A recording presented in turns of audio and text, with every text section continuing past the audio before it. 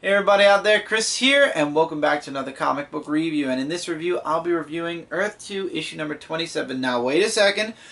Before you read this book, there is a disclaimer at the very beginning. Before reading Earth 2, issue 27, make sure to pick up and read World's End, or Earth 2 World's End, issue number 1. It's a $2.99 weekly series that is starting in DC Comics, and this takes place after the events of issue 1. So if you just pick this up, if you've been reading Earth 2 right along, first of all, you'll probably be reading World's End anyway, but if you're not, this book does not take place after issue number 26. This takes place after issue 1 of World's End, so I highly recommend you guys check it out. World's End issue number 1 was an excellent first issue, and dare I say, I think it's going to be one of my number one favorite out of the 3 weekly series from DC Comics, but that's yet to be seen.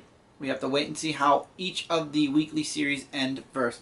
Anyway, this book takes up where that book left off. So remember, read Earth 2 World's End first. The book actually starts off with 3 different places in time. First one is Kara growing up on Earth 2. You know, she is being raised by Clark and Lois, who are married in Earth 2. You got Helena, who is in high school, and you see she's being followed sort of by her grandfather, who we find out is Earth 2's Batman after Bruce dies or disappears or whatever.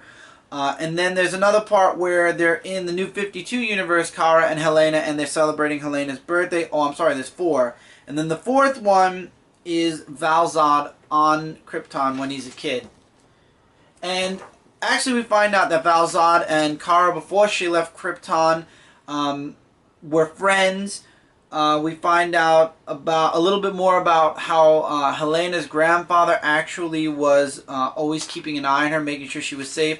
And Kara's first flight we actually get to see. And we also, like I said, we get to see the first meeting of Kara and Val-Zod and how they actually grew very close as kids. Now we're in the present, and I gotta say, I love the artwork in this book. I have to make sure I have the name right. Andy Smith, Trevor Scott, Marcus Tu, and Scott Hanna all did amazing work in this book. I really like the artwork here, and Tom Taylor's writing obviously is second to none, amazing. Anyway, they are flying to Geneva, sorry, not Genosha. Wow. Marvel reference. Anyway, they're flying to Geneva because in the previous issue, in the first issue of World's End, Hound, or sorry about that, Warriors of Apocalypse are shooting out of the fire pits. So Batman wants to get to Geneva to see what's going on and to help the people there. It turns out there's a distress call from underground. The scientists are in trouble. Of course, they stop there first, and that's where this story focuses on. The focus of this story really is connecting, you know, family, with Kara being reunited with Lois, Batman trying to reach out to Helena, you know, as a grandfather, and also the relationship between Val and Kara actually starts to develop in this book. I don't want to give too much away, but it turns out Bedlam released these monsters that if they touch the scientists or any human being, they can transform them and spread the infection and transform them into whatever they are. And what they want to do is prevent them from being released into the population and then spreading the infection. So they come up with a plan. Again, amazing artwork. And it's up to Kara and Superman, aka Val, to stop them. I'm not going to spoil what they do. Read the book. You should be reading Earth 2 right now, guys. This book is hot, and I'm loving the artwork. I have to show off all the different pieces of artwork. But anyway, then towards the end of the book, we get a little bit more of those 4 flashbacks. We get another 2 pages of that. And then it ends on a really, really nice page. This actually works as a poster if they really wanted to do it. But it ends up with them saving the day. How? Like I said, you got to read the book. And it also continues in World's End issue number 2. But in the end, you know, there's a bit of a fissure between Helena and Batman, and you see that kind of sort of mending as the book moves forward. You see them growing a little bit closer because they were very distant at the beginning of the book.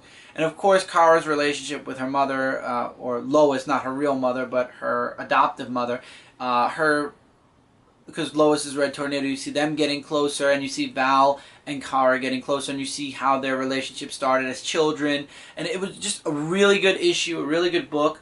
As strong as Earth 2 World's End #1? Not really, but at the same time, strong enough as an Earth 2 book to say absolutely 4.5 out of 5 stars. I really enjoyed this book. I would definitely recommend you guys check it out. And with that, that's it for this review, guys. Feel free to leave your comments below what you guys thought of Earth 2, issue number 27, and what you guys think of World's End, for that matter. I know that Jay reviewed Earth 2 World's End, issue number 1. You can go check that review out and give your opinion on that book there as well.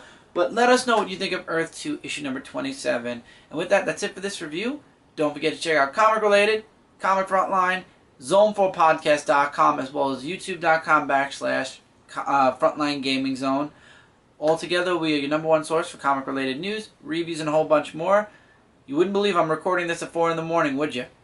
Yeah, you would, because I've been stuttering the entire review. Anyway, guys, take care, keep reading, keep collecting, and I'll see you guys in the next review.